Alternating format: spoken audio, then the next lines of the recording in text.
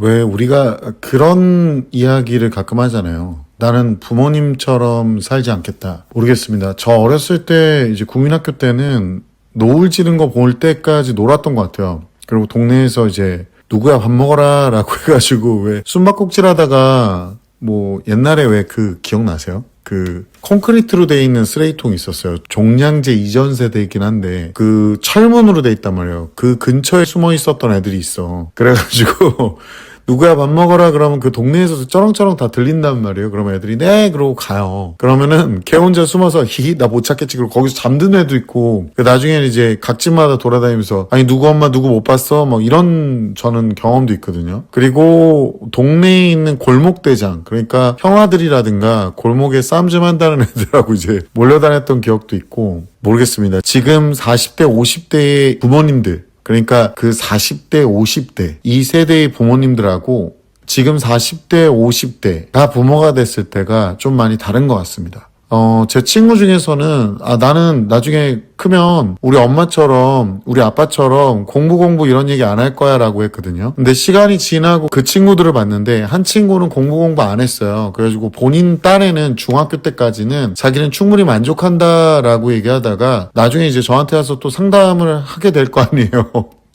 어떻게 하면 좋냐? 혼자 할 수 있는 방법 없냐? 그래서 제가 이미 늦었어.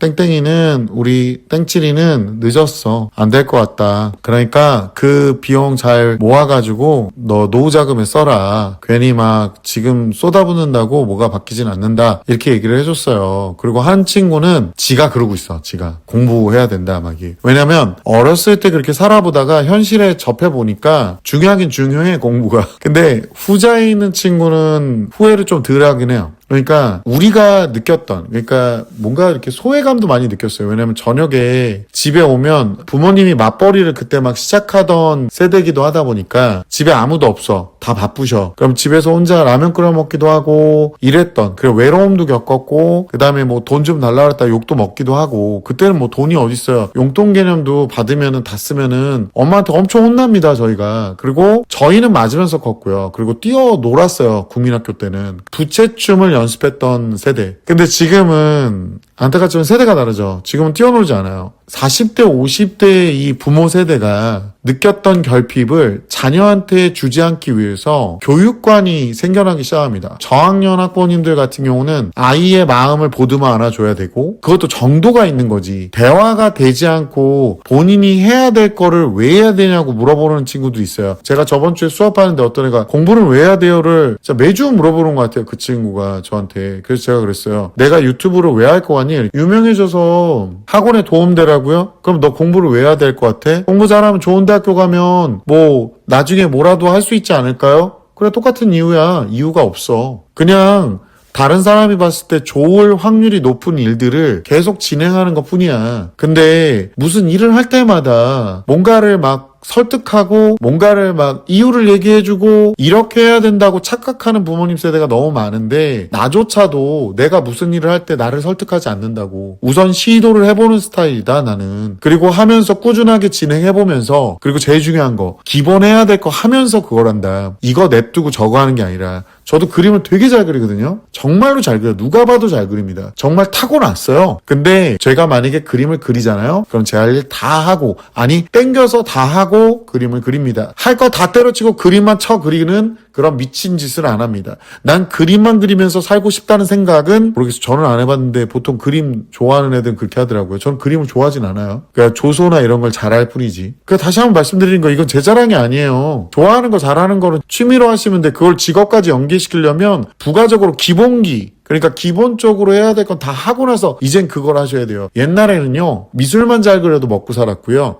미술을 진짜 너무너무 잘 그리면 먹고 살았고요. 노래를 진짜 너무너무 잘하면 먹고 살았어요. 근데 요즘에는 안 그래요. 노래를 못해도요. 음반을 낼 수가 있습니다. 그림을 못 그려도요. 그림책을 만들어서 보여줄 수가 있고요. 이런 세상에서 가장 기본이 되는 너가 얼마나 하기 싫은 걸 꾸준하게 했는지를 증명해 줄 수 있는 학업을 뒤로 한다는 건 그리고 내가 이렇게까지 이걸 설명을 이렇게 해줘야 될 정도라면 안타깝지만요. 고용주가 가장 싫어하는 스타일이 어떤 스타일인 것 같아요? 그쵸? 피곤한 스타일입니다. 그러니까 이렇게 자꾸 이유와 근거로 설득해야 되는 스타일의 사람은요, 굉장히 피곤한 스타일의 사람이에요. 아니, 조퇴잖아요. 그냥 하면 안 돼요? 뭐 딱히 할 거 있어요? 쇼츠하고 릴스 쳐보고 너는 얼마나 공부를 열심히 했다고 그러니? 뭐 너는 이 10대의 마음을 네가 이해하니? 이지렁이하고 앉아있는 아이들 입장에서 봤을 때는 그 감정한테 호소할 거면 뭐하러 공부를 해요. 네 감정이 어떻든 어떠한 게 불안하든 네가 몸이 어떻게 아프든 잘할 수 있어야 진짜 잘할 수 있는 거죠. 그러려면 아무 생각 없이 계속 연습해야 돼요. 인간이 너무너무 하기 싫을 때는요, 어떠한 이유를 갖다 대도요, 그래서 왜 해야 되는데 이렇게까지 해야 돼? 라는 생각이 듭니다. 근데 시간이 지나서요, 그렇게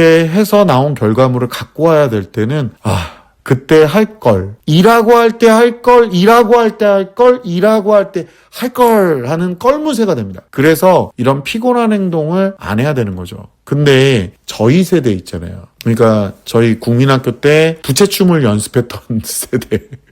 이런 세대들은 안타깝지만 그냥 했죠. 무서워서라도 했고 맞아가면서 했습니다. 요즘 아이들 아예 그 교육 정책으로 해놨잖아요. 때리지 마세요. 어떠한 이유로도 혼내지 마세요. 그러니까 좀 아이러니한 거예요. 나는 혼나면서 컸는데 내가 속으로 다짐했던 게 현실화가 됐어요. 왜 혼만 내지? 왜 좋은 말로 안 하지? 좋은 말로 해야 돼요. 혼났던 세대인데 좋은 말로 해야 돼요. 근데 더 웃긴 거 아세요? 좋은 말만 듣고 큰 애들 중에 거의 90%는 말을 안 듣습니다. 그리고 두 번째, 맞으면서 컸어요. 근데 때리면 안 된대요. 그래서 진짜 무서운 게 있어야 되는데 진짜 무서운 게 없는 세대가 됩니다. 물론 저희 때 과하게 맞고 말도 안 되는 희롱적으로 맞은 적도 있어요. 저는 분명히 말씀드렸어요. 그걸 적당히 하는 걸 해야 되는데 아예 없애버린 거죠. 자, 저희는 뛰어놀았어요. 지금은 소풍도 없애고 있어요.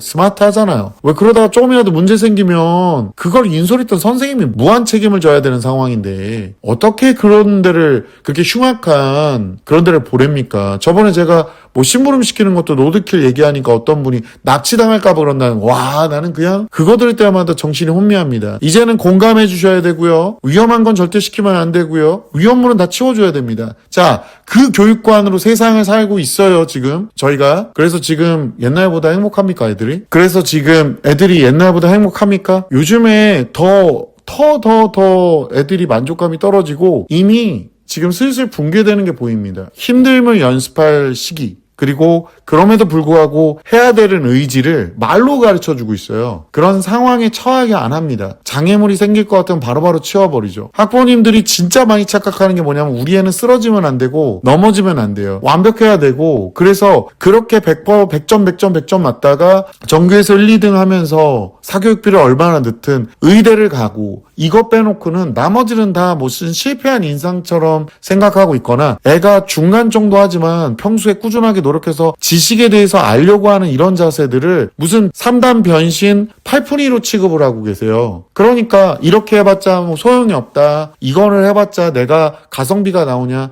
그놈의 가성비 얘기 좀 그만했으면 좋겠는데 여러분 인생에 가성비가 그렇게 나오는 인생입니까? 제가 주변에 계속 얘기를 하고 있는 게 뭐냐면 잘못된 교육관이 우리가 이상적으로 생각했던 내 얘기를 조금만 더 들어주고 공감했으면 좋겠다. 자, 이런 댓글이 있어요. 인스타에 보니까 이걸 극한으로 하는 거야, 진짜. DER님께서 인스타에서 동네 언니와 본인 친구 고딩 아들이 집에서 그렇게 소리를 지른다면서 스트레스 어디다 풀겠어. 엄마한테 풀도록 둬야지 했대요. 근데 그 언니가 그 말 하면서 그 말도 맞지 하는데 진심 PTSD 왔어요. 이렇게 얘기하고 있습니다.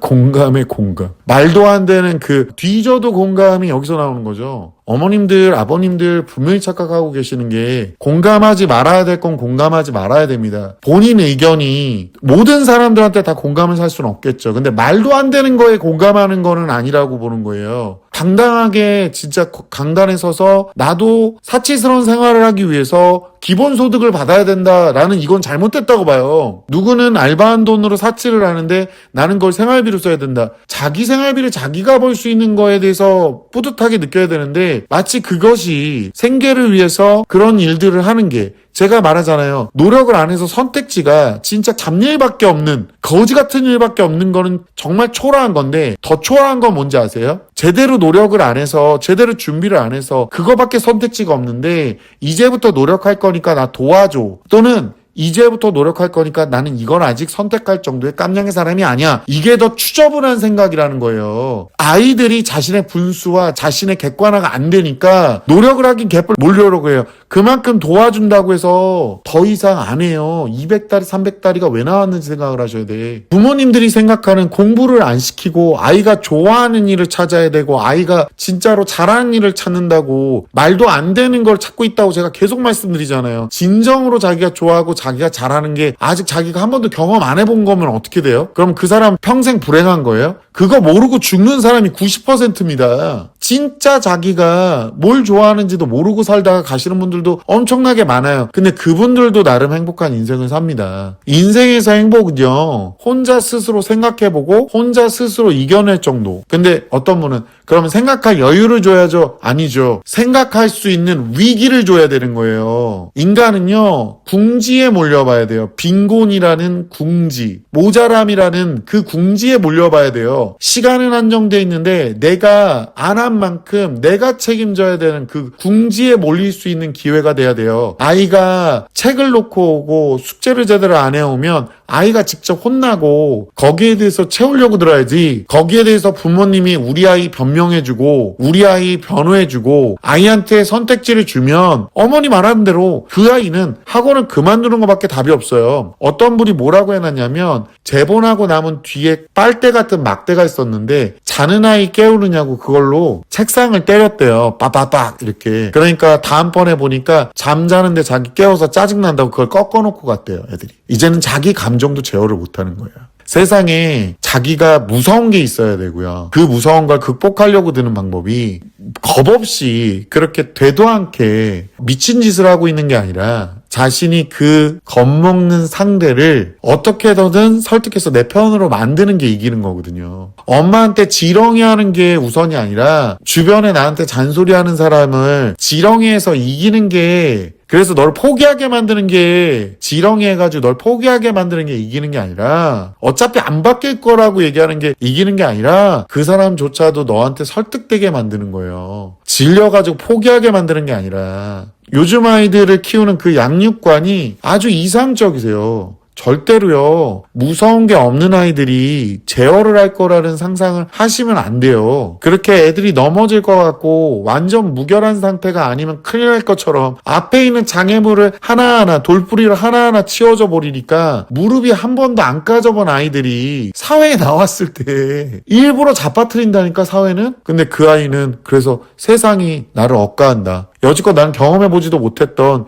이런 말도 안 되는 상황이 온다. 세상은요, 안타깝지만 집안처럼 기껏 바람이라고 해봤자 선풍기 바람이나 에어컨 바람같이 시원한 바람이 부는 게 아니라 태풍이 부는 곳입니다. 나가면 그냥 날아가요. 근데 그런데 그런 센 바람도 한 번도 안 부딪혀보고 좌절도 한 번도 안 해보고 애가 좌절할까봐 오히려 걱정하고 치워주고, 교육은 어른을 만드는 거예요. 그냥 애를 덩치만 키우는 게 아니라요. 그러니까 우리부터 마인드를 바꾸셔야 돼. 그냥 아이가 힘들어하고 괴로워하는 거를 옆에서 묵묵히 지켜보면서 어떤 이유든 어떠한 근거가 없든 필요에 의해서 당연히 시켜야 되는 것들을 그냥 하게 지도해야 됩니다. 그렇게 뭐만 하면, 힘들다 하면 가서 얼마나 힘들었니, 이게 아이한테는 절대로 어떠한 위로도 안 돼요.